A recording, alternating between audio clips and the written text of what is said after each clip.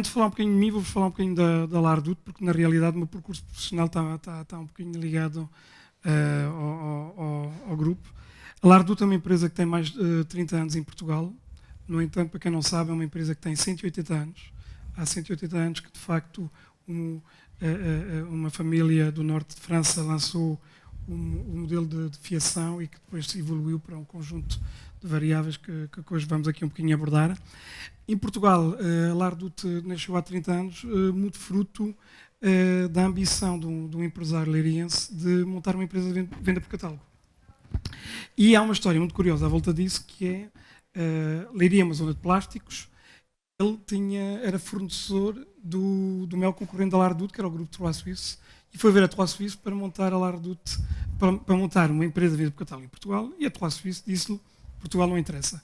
Então foi ver a empresa da rua do lado, que era a Lardut, e arrancou assim essa magnífica aventura com um teste com resultados extraordinários que surpreenderam os franceses e que desde então tem sido uma história de sucesso em Portugal.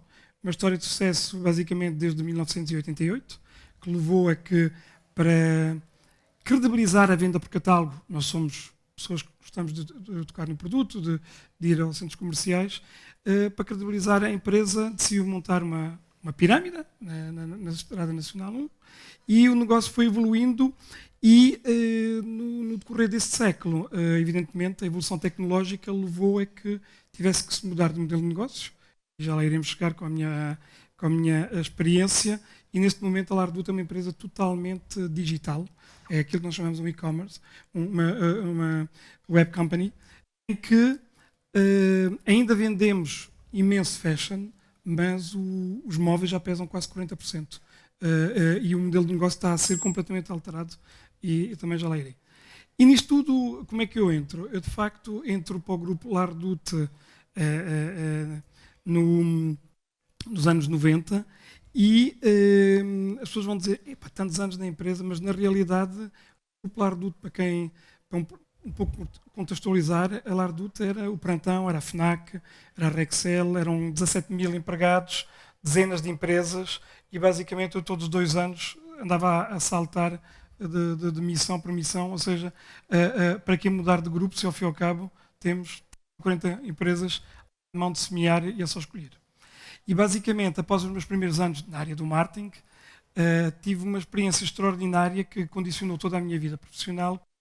Fui responsável cliente durante 2 anos e a partir daí, de facto, como eu costumo dizer, ganhei Euromilhões, porque a pessoa mais importante nas organizações, para além do acionista, é o cliente. E ao ter trabalhado com o cliente, pude, de facto, dar aso a um conjunto de projetos. Após a experiência na Lardut, tive a sorte de me ter sido oferecido um projeto para arrancar com uma empresa nova. Essa empresa, como eu costumo dizer, foi o meu primeiro filho, que era a Verbaudet, uma empresa de criança. E fui o pai da Verbaudet durante muitos anos, fui eu que abri a Verbaudet em toda a Europa, exceto na casa-mãe. Ou seja, todos os países onde a Verbaudet está hoje presente, a Alemanha, a Espanha, a Suíça, foram abertos por mim.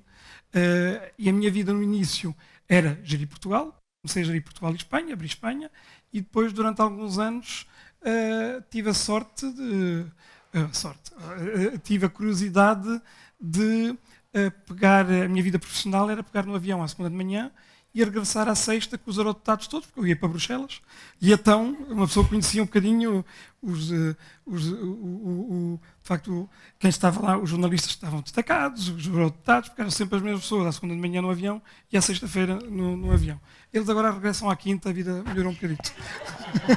Mas naquele tempo, de facto, regressavam à sexta. E, de facto, durante esses anos todos, tive a oportunidade de abrir vários países. Foi uma experiência extraordinária. Porquê? Porque, na realidade, trabalhar no mundo da criança é um mundo fantástico, como devem calcular, e se tiverem filhos compreenderão ainda melhor do que isso. Numa empresa onde era sobretudo constituído por mães, e é extraordinário ver a paixão das mães, sobretudo quando não temos filhos, depois quando os temos ainda percebemos melhor a paixão das mães, e ter a sorte de ter um produto que era ouro. Ouro, e o maior elogio que eu pude ouvir na minha carreira profissional foi quando eu saí da Verbaudet, alguém ligado à Ortega, da Inditex, me dizer que passavam tudo o que fazíamos a pente fino. E isso foi de facto o melhor elogio que podíamos ter, porque tínhamos um produto extraordinário e fizemos e abrir lojas. A Verbaudet tinha lojas em Portugal, só teve uma no aeroporto, que agora já acabou, mas de facto abrir lojas em toda a Europa e abrir a venda por catálogo foi de facto uma experiência extraordinária. Porquê? Porque pude gerir quase 2 dezenas de nacionalidades diferentes, e aí percebe o que é a gestão, e devo dizer que aquilo que mais me marcou, e provavelmente aquilo que é a estrela dentro do meu percurso profissional, foi o trabalho que eu fiz na Alemanha, que foi um caso de sucesso extraordinário. Em 3 anos fizemos 70 milhões de euros de venda, e devo dizer que trabalhar com alemães foi a coisa mais incrível que podia acontecer. A reunião de board tomava as decisões e tínhamos pessoas à nossa frente com estudos brilhantes, etc., que seguiam piamente o que dizíamos. De facto, não há como trabalhar com alemães, enquanto que em Espanha uma pessoa decidia alguma coisa e à tarde já estavam a fazer diferente, e ao outro dia tínhamos que explicar aquilo que tínhamos decidido e eles lá voltavam. Ou seja, e depois uma pessoa percebe um bocadinho porque é que há países que vão mais depressa que outros, porque de facto é isso. E isso foi extraordinário. E depois aconteceu algo que era natural, uma pessoa cansa-se de viajar, não é? E a família depois começa a explicar que as malas podem aparecer à porta, e então, de facto, e já era viagens a mais. E nós, em termos de RH, temos e continuamos a ter todo um sistema de acompanhamento de colaboradores, independentemente do seu nível hierárquico. E eu, em 2007, tentei fazer logo a minha avaliação do ano e os meus objetivos para dizer ao meu presidente. Nós tínhamos várias divisões no grupo Reduto, havia 4 grandes divisões a nível mundial. E eu estava na divisão que não era da Reduto, não tinha nada a ver com a Reduto. E disse ao meu presidente: olha, gosto muito disto, mas 31 de dezembro vou-me embora. Por isso, se tiverem alguma coisa para me propor, em termos de grupo, tudo bem. Se não tiverem, também não há problema nenhum, mas eu vou acabar com isso, estou cansado. E, passado algumas horas, ou outro dia, tinha o presidente da divisão Reduto a dizer-me: Paulo, tenho um projeto para ti, vamos lançar o primeiro conceito de transformação digital, queremos que Portugal fosse o primeiro país, se podias pegar nisso e dar a volta e criar um novo modelo. E de facto assim arrancou o projeto, no final de 2007. Transformação digital, naquela altura, em 2007, como devem calcular, queria dizer tudo e não queria dizer sobretudo nada, não é? Porque isso é tudo muito bonito, mas para nós todos era sonhos. Hoje em dia são coisas concretas, mas naquela altura não era. E eu tinha um grande problema, porque eu era português e tinha que esfiar uma empresa Reduto, que era muito forte dentro do grupo. Portugal sempre foi um pouco, como eu costumo dizer, a vaca leiteira do grupo, a Reduto, uma empresa onde houve sempre muito, muito, muito sucesso, mas onde nunca houve portugueses à frente da empresa, tirando o fundador, que depois foi embora. Então, um nativo regressar era um assunto complicado. A grande sorte é que tive tempo a preparar e, de facto, o meu projeto iniciou-se com juntar todos os colaboradores e explicar-lhes aquilo que seria o caminho futuro de digitalização. Óbvio, muitos se riram. Hoje não se riem, veem perfeitamente que os 7 pontos que apontei foram todos cumpridos milimetricamente, mas naquela altura era uma aposta. E desde então tenho levado a Lar a bom porto para tornar a empresa uma empresa digital. Em 2012 houve um fogo em Espanha, queriam fechar Espanha porque as coisas estavam muito mal, e peguei em Espanha, e aquele projeto que era de 4 meses tornou-se 5 anos. Foi um calvário, sobretudo no último ano, porque estávamos nos arredores de Barcelona, depois mudei a sede do centro de Barcelona para as grandes avenidas, e depois no último ano tive a crise catalã. Foi complicado. Foi complicado porque, basicamente, muitos colaboradores que queriam independência, não percebiam o que é que isso queria dizer, etc.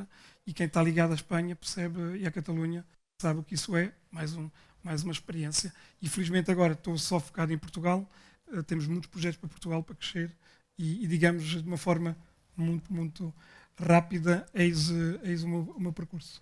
Muito bem, Paulo, obrigada. O Paulo tirou a pergunta seguinte, que tinha a ver com o facto de que o que é que aquele momento de Paulo ter tomado a decisão de dizer ao Presidente na altura, em 2007, maneira é que também mudou um bocadinho a sua carreira no futuro? Ou seja, se não o tivesse feito, se calhar as coisas não tinham... O que é que o levou naquele momento a arriscar ou a não ter receio de o fazer? Porque muitas vezes nós temos receio Repare, de ser... era nítido que eu estava num modelo de negócio que, fosse em Portugal ou que fosse em qualquer outro país do mundo, estava em decadência.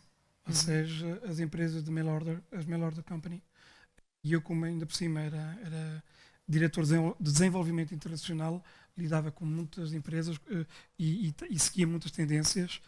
E a única certeza que eu tinha, que toda a gente tinha, é que a internet dentro do modelo da venda à distância iria de facto acabar com o modelo anterior. Isso era inequívoco. Já não era tão pessimista em relação à loja física, achava que de facto estava aqui uma janela de oportunidade extraordinária. E por isso era preciso fazer alguma coisa. E claramente, e é por isso que nós na Verbaudet tínhamos lojas, e na Verbaudet é importante também salientar o seguinte: o que era extraordinário na Verbaudet era que, para além de termos um produto único, também tínhamos feito a evolução para a decoração e para os móveis. E tinha tido um grande resultado. Ou seja, nitidamente compreendia-se que a focalização à volta só de um tipo de produto era errado. Tínhamos que alargar o range, ou seja, a oferta de produto tinha que ser multifacetada, porque o consumidor estava a evoluir muito, falava-se muito dos millennials, como vocês sabem, etc. E havia a necessidade de alterar um pouco as regras do jogo. Ou seja, falar-me de digital era evidentemente a coisa mais extraordinária do mundo, porque isso era o futuro. Era o futuro, apesar de termos o país que temos, em termos de tecnologia, era um país muito desenvolvido, mas em termos de costumes, nós não podemos esquecer que o ato da compra é um ato extremamente social em Portugal. Temos que o trabalhar à volta do que é a socialização da compra e não ver isso como um inconveniente. Daí que os países nórdicos ficavam sempre chocados de ver o magnífico sol e os portugueses todos no shopping. E de facto nós tínhamos que lhes tentar explicar o que é que isso queria dizer, porque de facto são percepções diferentes. Eles, quando têm 12, 14 graus, estão todos nas planadas com aquelas mantas, não é? Nós, enquanto não tiver 16, 18, não saímos à esplanada. A questão é essa. Mas isso, de facto,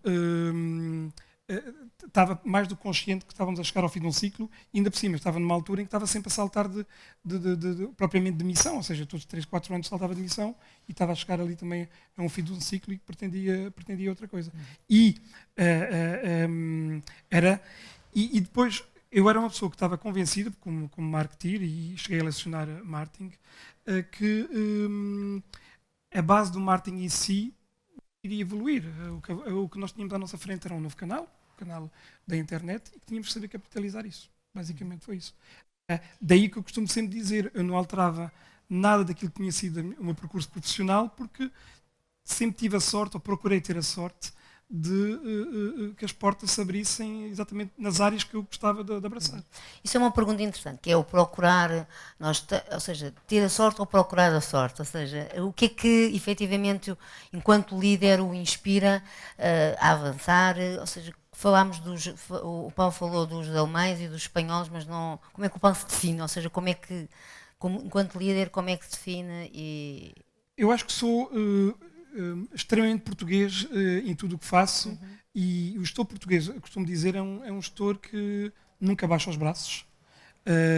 Posso ter o defeito, no meu caso, quando digo defeito eu sou muito otimista, e as equipas de vez em quando dizem, epá, tu és otimista demais, mas ao fim e ao cabo as coisas conseguem se concretizar, porque não haja dúvida que nós, Portugal, temos toda uma história, não só o nosso passado longínquo, como o nosso passado recente, de grandes adversidades que nós conseguimos ultrapassar. Eu estou sempre ciente, e digo sempre isso, que nos outros países isso não aconteceria. Em França, aquela teoria dos gilets jaunes, se eles tivessem passado pela crise, pela troika, aquele país tinha ido a ferro e fogo, era impossível. Ou seja, sou uma pessoa muito resiliente, muito focada e que obstinada por algo muito importante. Os meus pais sempre me ensinaram que só se chegava a algum sítio trabalhando. Isso não queria dizer que enriquecêssemos com isso, mas que tínhamos que trabalhar e de facto o português. Há sempre uma coisa curiosa que é o seguinte: nós aqui muitas vezes falamos do gestor português, e lá fora, uma vez que passamos a fronteira, toda a gente diz que não há melhor que o gestor português.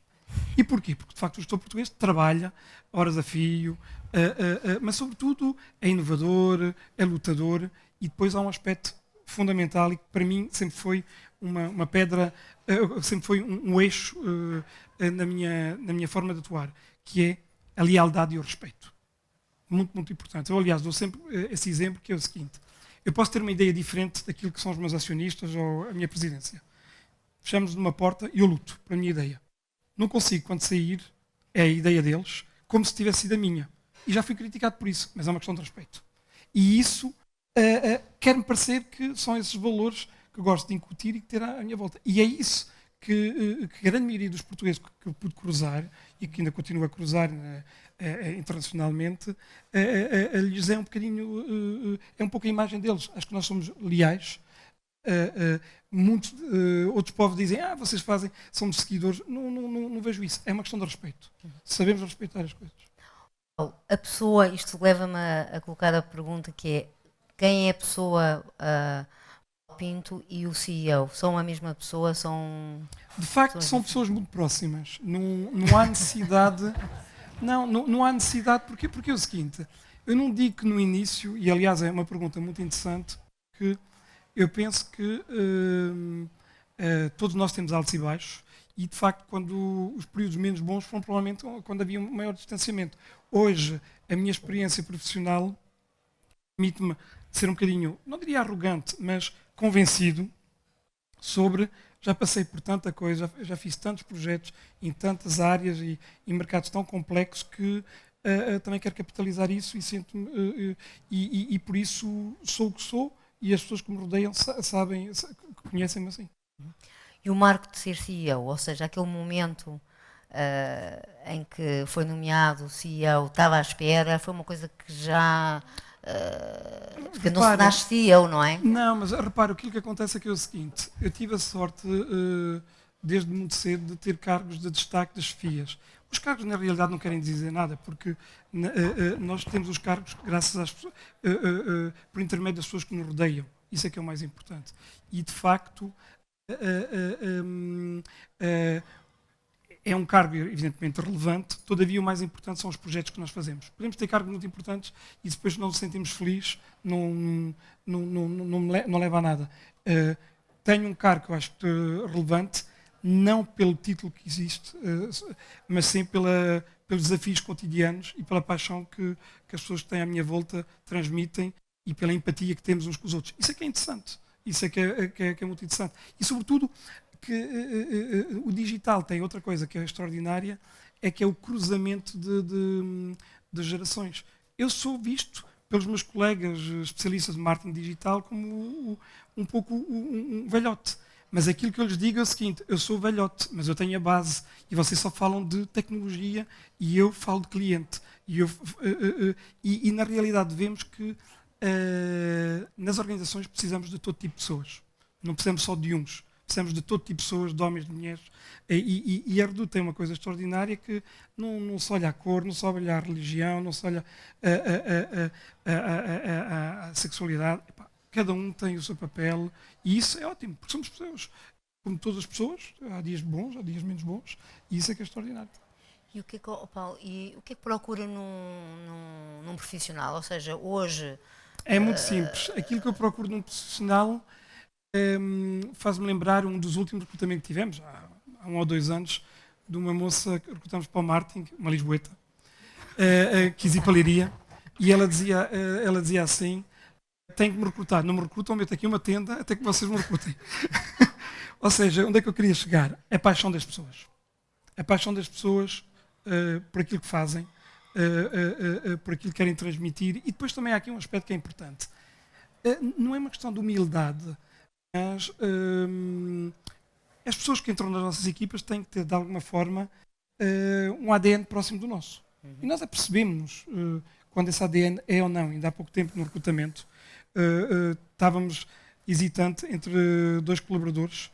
Um que trabalhava aqui numa belíssima empresa de Lisboa, mas que falávamos de uma tecnologia e ele achava que dominava tudo, e eu conhecia bem a empresa e achava que tinha muito potencial, mas não era aquilo que ele dizia, ou não era assim tão convencido.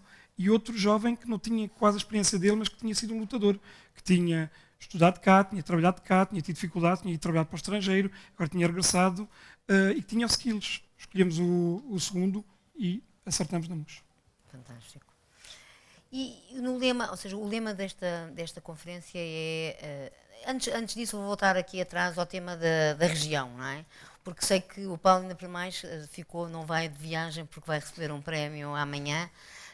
Faz parte também, é presidente ou do board de uma associação de empresários da região. Como é que as coisas estão ligadas? Que partido é que tira dessa representação em termos mais associativos, que se possa assim chamar? Eu, ao longo da minha vida, sempre tive imensa atividade associativa. Começou na universidade, em que fui líder daquilo que se chama a IASEC. E dito isto, é o seguinte: as pessoas muitas vezes, ultimamente, ouço o termo, mas tu trabalhas pro bono, e a questão não tem nada a ver com trabalhar. É que quando se trabalha apaixonadamente naquilo que fazemos no nosso dia profissional, nós precisamos de um break. E ter outras tarefas, de facto, para mim, eu quando saio da empresa, não penso mais na empresa. E preciso disso para a minha, de facto, para a minha saúde mental. Porquê? Porque chego a trabalhar ao sábado, chego a trabalhar ao domingo, eu levanto-me às 5, 6 da manhã para fazer os meus e-mails, para organizar o meu dia, e se não tivesse esses breaks, era terrível. E quando olho um bocadinho para trás, vejo que os períodos menos simpáticos que eu tive talvez na minha vida é quando eu estava só focado no trabalho. Ou seja, cada qual é diferente. A mim faz-me bem para desanuviar e para mudar o eixo da atuação. Há pessoas que farão mais complexo, eu considero uma pessoa super organizado e isso permite-me focalizar naquilo que é importante. Eu sou hiper focado e isso toda a gente reconhece, ou seja, perante 10 assuntos, sei exatamente como priorizá-los. Agora, todos nós somos diferentes. Para mim, é algo para, de facto, manter o meu equilíbrio e para poder dar o melhor de mim próprio no meu dia. Preciso de poder completamente me abstrair do trabalho durante o fim de semana. E essa é uma forma de o fazer. Quando nós falámos por Skype, não é? Foi a nossa preparação para esta conversa, foi via Skype, o Paulo referiu-me um lema, eu diria um lema, que eu gostava que explicasse um pouco melhor, que disse-me assim: sou um líder de homens. O que é que me queria dizer com isso? E de mulheres? E de mulheres, sim. Aquilo que eu costumo dizer é que é o seguinte: eu muitas vezes, eu sou quase sempre um outsider. Porquê? Porque eu não me considero nenhum gênio da batata, mas sou uma pessoa hiper simples. Agora, aquilo que eu considero que talvez seja mais interessante que os outros é que eu sempre me rodeei de pessoas mais inteligentes do que eu. Isso para mim, eu convivo bem com a genialidade. Não me choca. Eu gosto de pessoas que saibam mais, que me ensinem. Agora, a minha capacidade é dar visão, é coordenar, é gerir, mas basicamente é o seguinte: eu gosto de recrutar pessoas que sejam competentes, muito competentes, que saibam o que fazem, e se forem melhor do que eu, melhor ainda, e não vivo de todo incomodado com isso, bem pelo contrário. Acho que nós só crescemos rodeado de pessoas de grande valor. E não temos de ter nenhum incómodo de dizer, olha, isso eu não sei, etc. Há quem o tenha, eu não tenho. Confesso que eu não tenho, por isso muitas vezes passo por outsider, porque não sei tudo. Mas depois apercebo-me que os outros também sabem tudo, mas sabem tudo de um pouco pouco. Por isso, eu acho que quando eu digo isso é que o meu sucesso não se deve a mim. Deve-se sim às pessoas com quem eu sempre trabalhei tive sempre a sorte de ter pessoas extraordinárias à minha volta. Agora, tive sempre também a sorte de ter pessoas que muitas vezes os outros não queriam. E eu recordo-me de uma história quando fui diretor internacional e passava muito tempo no estrangeiro, e um dia jantar com um dos meus braços direitos e lhe dizer assim: olha, temos que mudar, isto não dá. Ainda por cima, o teu relatório RH está uma catástrofe. Ele disse-me: não estou a perceber, nunca ninguém me disse, então vamos já resolver isso. Telefonei para os RHs, falem a verdade. E a partir daí somos os melhores amigos do mundo e a pessoa era extraordinária. Agora, por vezes temos que saber motivar as pessoas e falar a verdade. Muito bem. Então, eu acho que, ou seja, queria fazer uma pergunta que é uma pergunta um bocadinho final, porque o tópico da conferência é Grow Your Future, e que dicas é que poderia dar aos líderes do futuro? Repare, hoje em dia o mundo evolui tão rapidamente que, para mim, há um elemento extremamente importante, que é o seguinte: é a curiosidade. Nós hoje temos que ter interesse por tudo, não pormos nada de lado, porque não sabemos o dia da manhã. Ou seja, os líderes do futuro têm que ser pessoas curiosas, têm que ser pessoas que sabem aceitar as outras pessoas e têm que ser pessoas, sobretudo, que entendam que nós trabalhamos para pessoas. Temos que compreender os nossos clientes, temos que compreender os nossos colaboradores, temos que compreender os nossos acionistas, os shareholders, e basicamente estamos aqui para servir. E isso é muito, muito importante. Ou seja, a combinação da curiosidade, o respeito pelas outras pessoas, independentemente do lugar no qual estejam nesse preciso momento. Muito bem. Eu vou fazer aqui um desafio ao Paulo. Vamos acabar isto tipo 5 para a meia-noite. Não sou a Filomena Cautela, mas vou tentar. Eu até vou pôr os óculos para ver as perguntas, mas antes tem que ser tipo acelerador. Okay? E depois abrimos, se alguém quiser fazer alguma pergunta. Preparado? Tudo. Vamos lá. Profissionalmente, qual é a sua maior conquista? Em 97 lancei uma rede de pontos que hoje em dia pertence a uma grande organização e que foi lançada por mim, os Pickups. O que o faz dar uma boa gargalhada? Um bom filme, uma boa anedota. Mania irremediável. Dobrar a língua. Um tique. Dobrar a língua. 2 palavras para descrever como é trabalhar na La Redoute. Paixão e entretenimento. Quem é a pessoa com quem mais se identificou até hoje? Não há, confesso que não tenho, não sigo, não tenho ninguém a quem diga que é a pessoa A, B ou C. Tive a sorte de conhecer alguns grandes líderes e até o antigo patrão da Gucci foi uma pessoa que me surpreendeu, que tive algumas reuniões com ele, mas tirando isso, não. O que o move? A paixão. No colégio, qual a disciplina preferida? Matemática. A sua melhor qualidade? O otimismo. E o maior defeito? A exigência. Um talento escondido? Talvez é memória. Tenho boa memória. O que mais gosta de Portugal? Há tudo. O que lhe tira o sono? É a falta de vendas. Escritório, o que é que tem sempre consigo? A minha máquina de calcular. No avião, janela ou corredor? Sempre corredor. O que é que as pessoas com quem trabalha não sabem sobre si? Muito pouco. Sou um livro aberto. O seu clube de futebol? Curioso. A sua banda preferida? Perdão? A sua banda preferida? Neste preciso momento, o Maroon 5. Ganhou algum prémio importante? Ganhei alguns prémios. Não sei se eram importantes, mas foram relevantes para mim. Quantas vezes é que toca o despertador antes de levantar? Raramente. Isso não é preciso. O último livro que leu? Já foi há algum tempo, foi um livro de gestão. Mas o livro que mais me impressionou foi o Fahrenheit, já há muitos anos, do Ray Bradbury. Qual o lugar mais longe de casa onde já esteve? Não sei. Da China, talvez. Diz que ainda gostava de conhecer. A Patagónia. Um hobby assumido. A paixão pelo futebol. Um emoji que o defina. Há um que é o smile com os óculos de sol, porque há alguns anos num team building com os meus colegas, todos CEOs, estávamos no meio do deserto e estavam não sei quantos graus e ia preciso escolher algumas coisas, eu escolhi os óculos de sol, depois ficou para toda a vida. 3 objetos que levaria para uma ilha deserta. Os óculos de sol? Pois não sei. Se não fosse eu, o que seria? Não sei, há algo na liderança de homens. Muito obrigada, Paulo. Obrigado.